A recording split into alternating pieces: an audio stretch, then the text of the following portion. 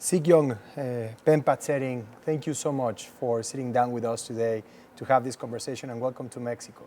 Oh, thank you for having me. It's a great opportunity to meet you and have this conversation with you in Mexico. Thank you so much. I wonder, how do you define the role of the Tibetan government in exile today, and how do you plan to preserve Tibetan culture and Tibetan identity in today's world?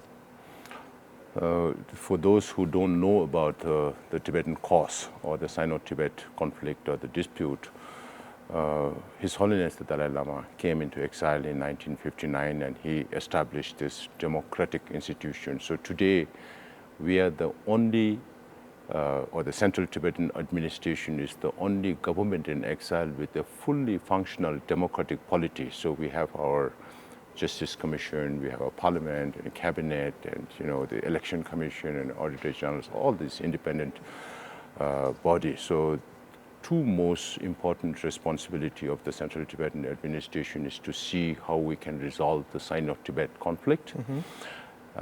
So till such a time that we are not able to resolve this with the Chinese government, we have to reach out to the international community to advocate for Tibet. And then we also have a diaspora community in India and Nepal and elsewhere in about 26 different countries around the world. So we also have welfare activities to look after the rehabilitation of the Tibetans in exile. So to do both of these jobs, we have the administration, the Central Tibetan Administration. So unlike many other exile communities, we are pretty organized, all because of His Holiness' vision and his democratic values that he introduced to the Tibetans. So in exile, whatever has been destroyed in Tibet since China's forceful occupation of Tibet in 1950, and then we were forced to sign the so-called 17-point agreement, which Chinese government trampled upon all the provisions of those agreements, and His Holiness tried to live under that agreement for 8 long years from 1951 to 59, and then Tibetan people had to rise up and revolt against the Chinese occupation, and His Holiness had to come into exile. So after coming into exile, you know that Tibetans have been practicing Buddhism over the last 1,300 years, and they are devout Buddhists, and that is what is more important to the Tibetans than material wealth. And that religious freedom is central to the dispute with China. Yes, definitely. So His Holiness managed, with the leadership of His Holiness and the heads of the 4 Buddhist traditions, major traditions, and the pre-Buddhist religion called Pon, they worked very hard to re-establish many of the monasteries and nunneries that were destroyed inside Tibet in exile in India and Nepal. So today we are talking about more than 292 monasteries and nunneries that are associated with the Department of Religion and Culture. And through these monasteries and nunneries, we still preserve our religion. And His Holiness also established compact communities. We are spread across 37 locations in India. And all these communities are compact communities where Tibetans live together. And because of these compact communities, we have our own schools where we teach Tibetan language. Then we have religious institutions, cultural institutions, arts and crafts. And that's how we managed to re-establish many of the institutions that were destroyed by the Chinese government. Of course, inside Tibet, there is a facade of rebuilding the monasteries that were destroyed during the Cultural Revolution, also because of China's occupation. But this is now just mainly for tourist attraction, where we used to have thousands of monks in a single monastery in Tibet. Now it has been reduced to 200, 250 monks and nuns in these monasteries. There is a limit on the number, there is a limit on the age that you could become a monk. If you want to become a monk, you need at least 4 guarantors to say that you will not commit any political activities in the monasteries, because the monasteries are considered as sensitive areas because they are the ones to protest against the Chinese policies that are being implemented there. But unfortunately, a communist government that does not believe in any religion also sets up curriculum for Buddhist studies. The management of the monasteries have been taken over by the security agencies, multiple security agencies. There are CCTVs everywhere.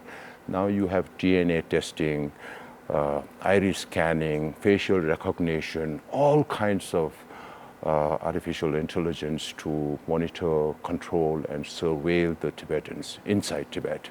So there is nothing much that we can do inside Tibet, but in exile, we are trying as much as possible to preserve our identity in the form of language, in the form of religion, and because of the religion, that dictates our way of life. Given the circumstances and the current geopolitical moment, how do you approach dialogue with China? We were talking about this doctrine of the spheres of influence that's been talked about in international forums. And the idea that now the world is divided among superpowers and their areas of regional influence. How has that changed the dynamics of the dialogue as the democratically elected leader of the Tibetan government with the government of China and the Communist Party? It's always very difficult. It has been difficult, and it's becoming all the more difficult because of the fluidity in global politics and the dynamisms that is changing the international order.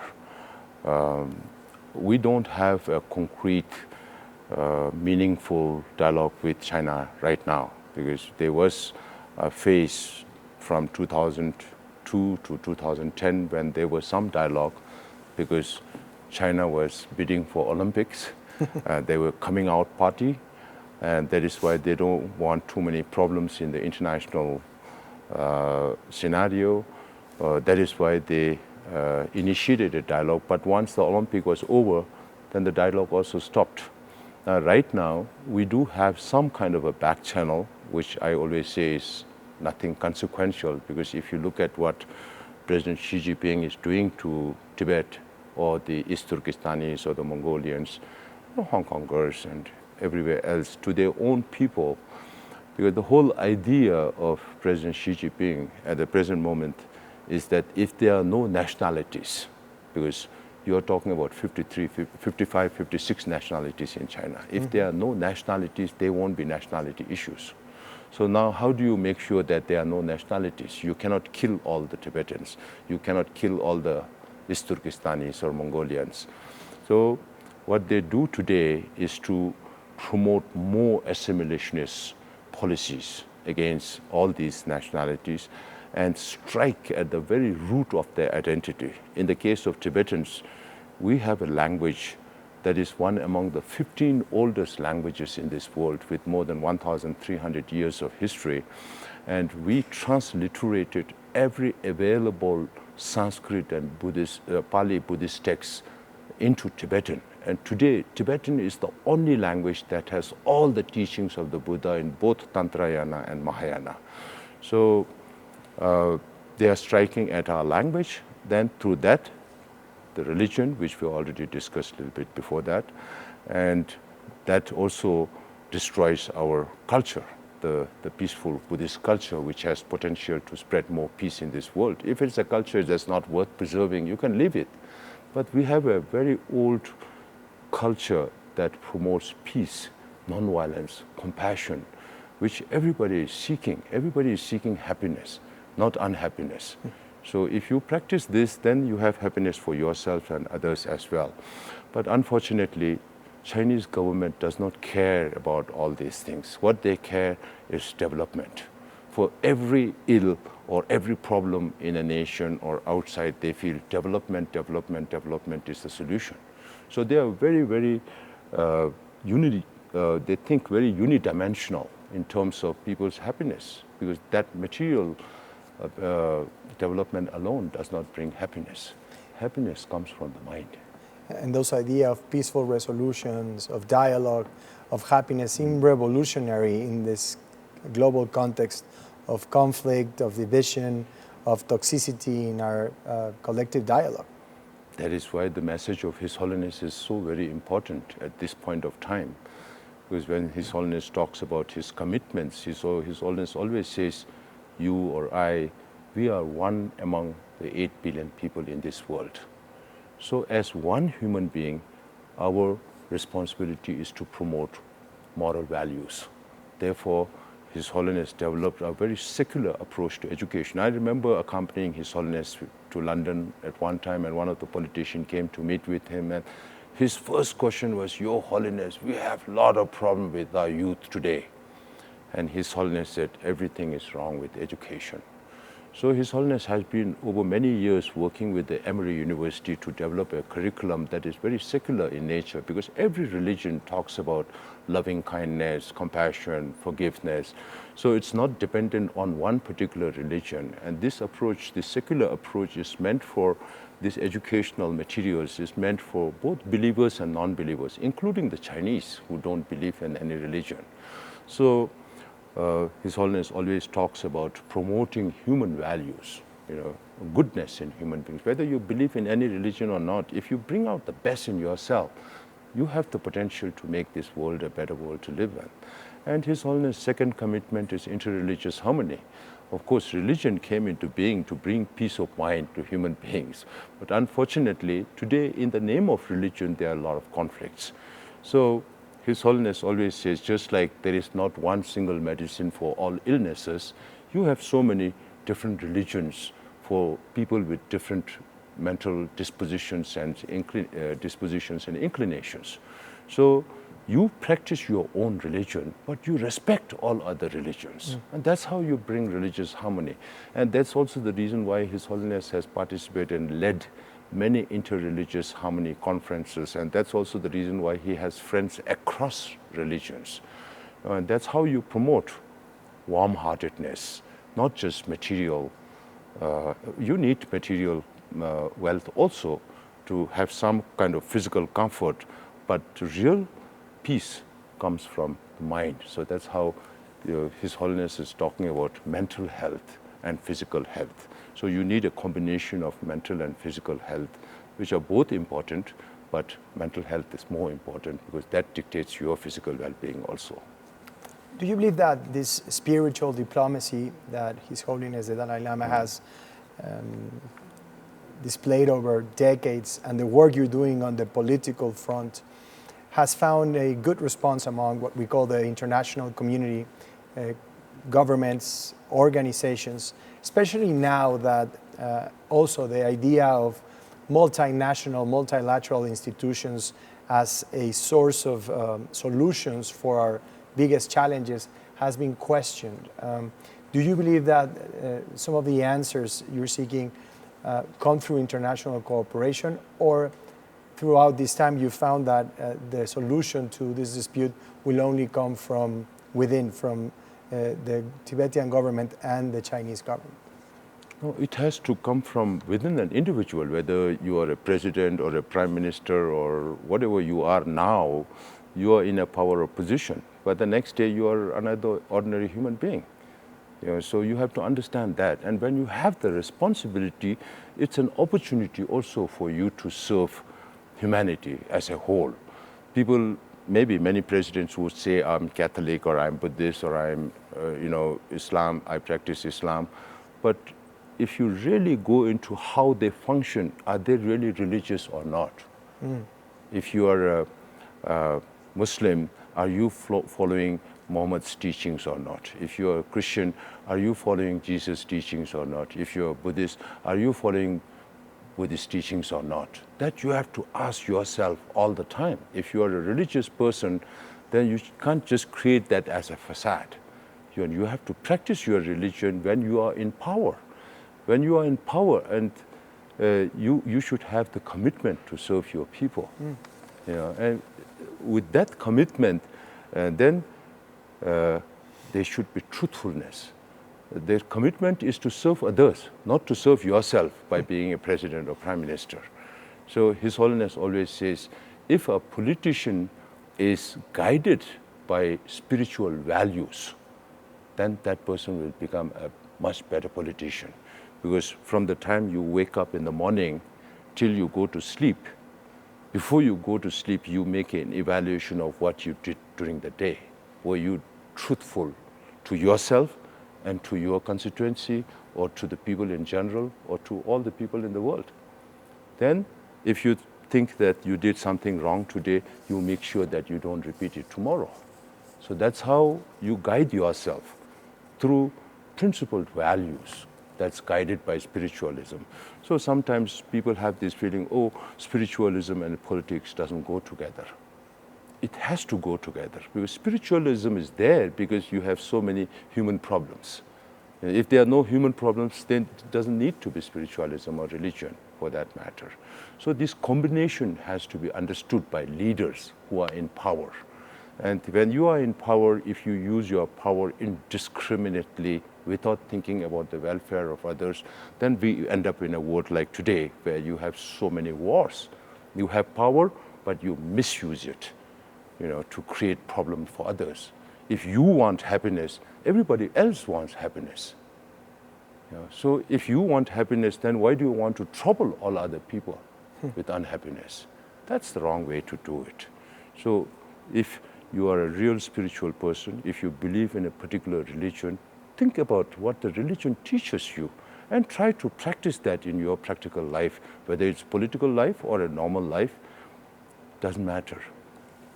You were saying you travel most of the year reaching out to Tibetan people around the world.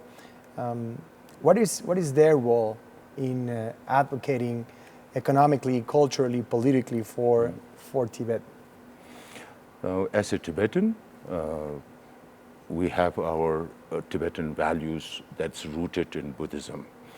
So what we try to do is to preserve those identities, whether it's in the form of language or whether it's in the form of values of Buddhism, or whether it's in the form of culture that we practice, the Tibetan Buddhist culture that's based on peace, nonviolence, and all that. So to promote all these things, we have to keep the community together. That's why I have to reach out. Earlier, His Holiness traveled a lot around the world. Wherever His Holiness travels, you have thousands and thousands of people coming to. By the way, I just want to tell you this joke. Desmond Tutu, Archbishop Tutu was a very good friend of His Holiness. And when they meet, they are like small kids, two kids playing together. And one time, Desmond Tutu visited Dharamsala, and he said, I don't understand why thousands of people come to listen to this monk who can't speak good English. So you have this camaraderie, when real spiritual masters meet, then there is friendship, there is love, there is harmony. So all these, they have also written a book together.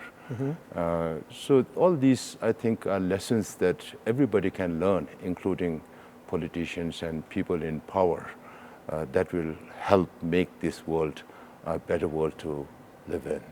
And besides speaking to the diaspora and Tibetans around the world, what is your expectation when you come to a country like Mexico, beyond speaking to those who are part of the community? When you are here as the political representative of the Tibetan government in exile, what do you expect and hope governments throughout Latin America, particularly here in Mexico, can do to advance your goals? Generally, I think every human being in this world is same, and we all look for the same values, same happiness. Particularly in Mexico, I think there are a lot of family values. The Mexicans love their family. So it starts from an individual to a family, to a community, to a nation. So these are building blocks. Mexicans also love democracy, they love freedom, they love all the values that we talk about. So somebody who believes in these values also should be supporting others who don't have those freedom. And many governments have their foundation, a pillar of foundation in terms of international relations or foreign relations. One of that is the values of democratic nations. So Mexico enjoys freedom, Mexico enjoys democracy, but it's not enough only if Mexico has that. Because China is talking about global security initiative, global civilizational initiative, which means they want to export their system of governance everywhere around the world. We have seen all these good people gather together at the China parade, with Xi Jinping, Putin, the North Korean leader, Iranian leader, Belarusian leader, everybody coming together, That speaks for where they intend to take the world to. Now, I don't think Mexico wants to be authoritarian. Mexico would not like to have a dictator as its ruler. If that is the case, then we have to make sure that other countries also don't have that. Authoritarian regimes do not become too powerful to invade your sovereignty. Even now, I believe that your sovereignty is compromised because Chinese government dictates you what to do and what not to do in the international forums, particularly in the multinational forums, because they ask you, okay, they give you support, but I still don't understand why Mexico is so concerned or so afraid of China. Of course, you have your relations with the United States, then you also have your relations with China. The last time I came, there were these frictions, and I said, okay, yeah, if you think United States is bad, that's one thing, but that is like you are in the frying pan.